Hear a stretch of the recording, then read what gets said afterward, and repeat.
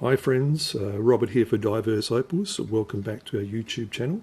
Thanks once again to those of you who have been leaving comments, for those who are subscribing and leaving likes. It's really appreciated. Today we're back in the workshop and we're going to have a look, or have another attempt at doing a Mintabie specimen. We can see here this piece of material from Mintabie has some beautiful colour. It's only a very thin line, but what we're hoping to do is just to grind off the top and to expose this bar. It will, I have no doubt about the colour, the intensity of the colour, but because it's thin it may not generate that real brightness we're looking for, but we will see. We can see if we follow the line around, we can see that it disappears over here and then starts up again around about here. What we'll do first is to get on the saw and we're going to cut off some areas that we assume that there is no colour, and that will be this area about here. So we'll lose about this section here because I don't believe there's actually anything there, and I like to see where the colour starts and finishes when I'm working with opal, and that's with boulder and with any pieces. I always like to see where it starts and finishes, so I'm not spending a lot of time unnecessarily grinding or in hope that there will be colour there.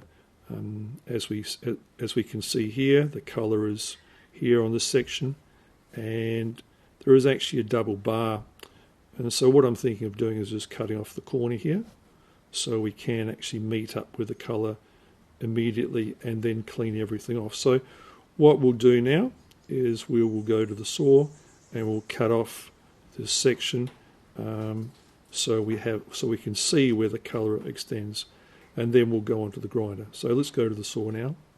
I've decided I'm going to mark the surface of the stone with these lines so that I can actually see where I'm cutting, because it's not always clear when you're cutting from the side. So cutting from the top, I've marked it so it'll be a lot easier. I'm using my Gemmaster freehand saw with a 6-inch continuous sintered rim blade.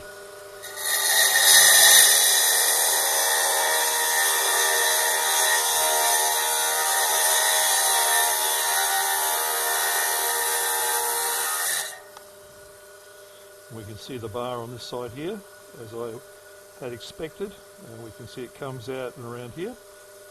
We'll do the other side now because there's no evidence of colour on this side, so we'll cut this piece off.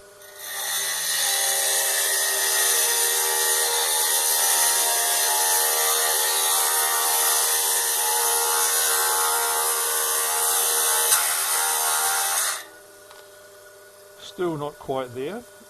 We can see that it's very close. The bar is coming in through here.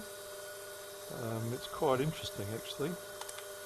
I'm wondering what this little pocket is here. So anyway, that might become evident when we take the top off. So let's see, we'll go onto the grinder and start to take away the sandstone and hopefully expose some very nice colour. Let's go to the grinder. I was going to go to my grinder, but I've decided to stay on the saw for a little while. I think that there is too much to be ground away, so I'm going to cut off the excess. Just take it easy with the saw, because there's no point in grinding when we can saw. It'll actually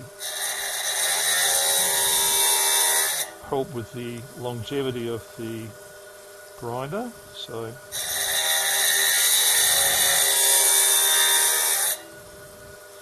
we can just cut and snap, or just cut.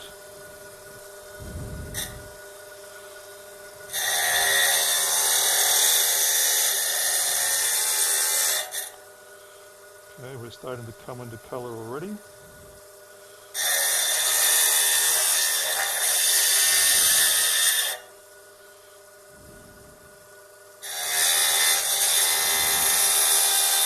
I'm just bracing the blade with my finger so it doesn't wander too much, because I'm only taking very thin cuts.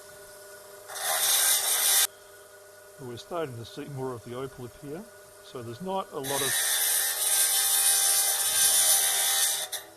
of sandstone to take off. We're actually seeing more colour now. It is a bit weak, but maybe if we take a little bit off the top, we might have better colour overall. So I think we'll go to the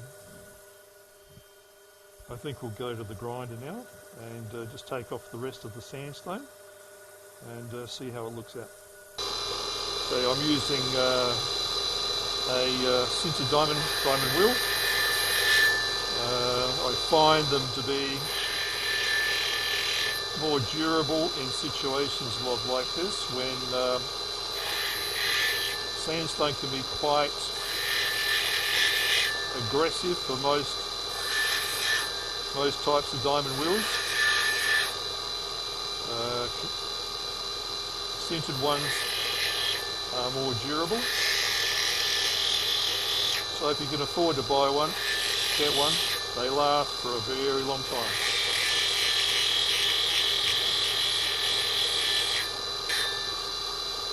Starting to see nice colour appearing around here.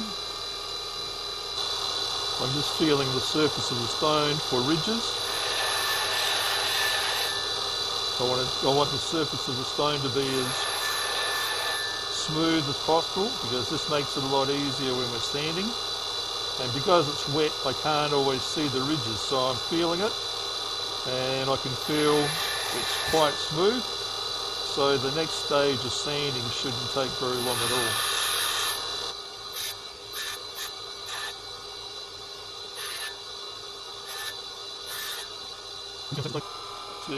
To start with, it was looking a little bit weak. There was still some potch sitting on top of the colour, but as you can see now, it started to show some nice colour, some nice pattern. The natural fractures that are running through the stone is something that you can come to expect from Mintabie material. We've taken off most of the sandstone to reveal the colour, and I'm just now taking off a little bit more just to show or get down to the strongest part of the colour. We're now on the GMF 2-speed sander that I like to use, and I'm using today I'm using 240 Starcke Matador paper. As I've said previously, I like this particular paper. It's well graded, and the surface now is just straight off the sintered diamond wheel, and we'll start to do some sanding. We can still feel a little bit of ridging here, but hopefully that'll come out quite quickly.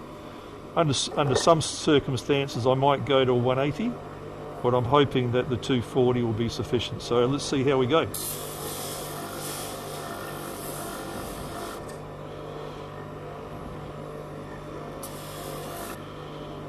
It's happening quite quickly. There's still a little bit of ridging here, and just a little bit of extra pressure and it's nearly gone. So we'll go around here where still a little bit of sand is. Not much we can do about that, but as I say in most of my videos when I'm using the sander, although it is a exhaust, it has its own exhaust fan, I always like to use a mask as well. So if any of you are doing this inside, highly recommended, even if you're doing it outside.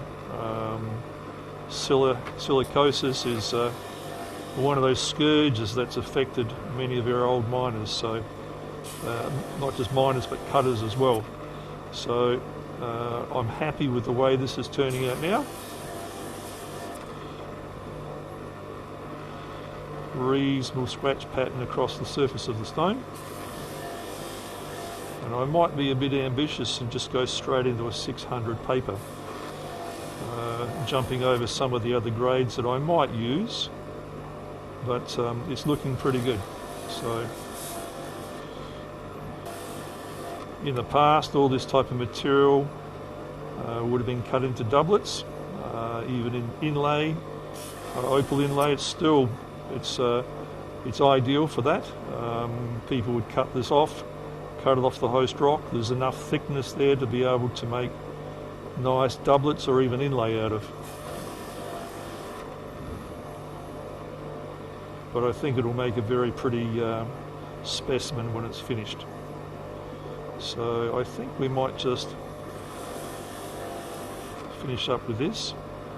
One thing I did want to say about using sandpaper that may be of help to you, if you are trying to make the most of your paper, get a wet towel, a wet tissue or wet towel, paper towel from time to time, and clean the surface of the paper. It does load up, the particles do break down, but you can in fact get more use out of your paper by actually cleaning it.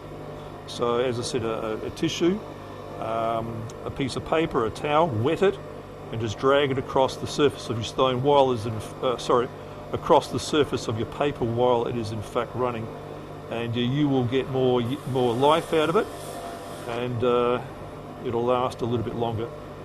But I'm fairly happy with the way this has turned out now. I'm just going to do this, and then we'll change the paper and we'll go to a 600 and we'll see how that turns out.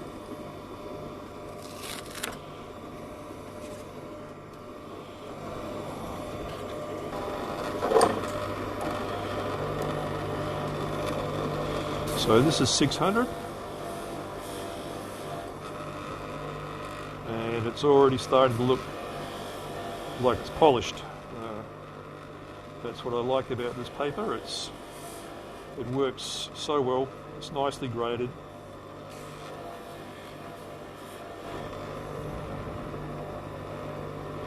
Leaves a great finish. All right, I think we are done, and we'll head over to the polisher and see how this turns out. I'm just going to freshen up the buff a little bit. I'm just putting a little bit of Opal on there. I don't need a lot, and just making sure, because I haven't used the buff today, it's a little bit dry, but I know that in this sort of state it's going to, the polish is going to happen very quickly. There is a curved surface on the stone which makes it a lot easier to get a result. And of course, as we've got a lot of jagged edges, around the stone, we have to be careful that we don't catch it on the leather. So just have to be a little bit patient. When the buff is a little bit dry, it gets a little bit grabby. So the buff is going this way, it's pushing this way. So put the back of the stone here, don't dig it in this way, because it's just going to want to twist the stone in your hand. I think it's probably a little bit of common sense, but it'll be a quick lesson to learn if that happens. So it hasn't taken very long, but we're almost polished.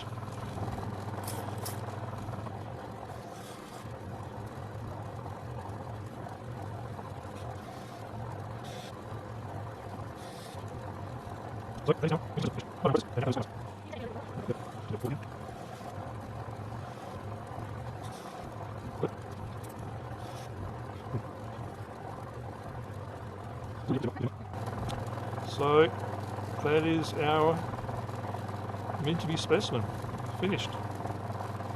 Not a very long process, and the outcome is quite nice. Here we are back from the workshop, and you can see the final result of the time and effort that we put into this Mintabie specimen. It's very beautiful. And although you can see fractures in the surface, this is quite normal for Mintabie opal. You have to remember that this is mined from areas that are about 80 feet. So it's about 20-25 metres. And it develops in very thin veins to quite thick veins of colour. And pressure and movement in the ground bring about these natural fractures. Now, I made mention before that this type of material wouldn't normally survive as a specimen.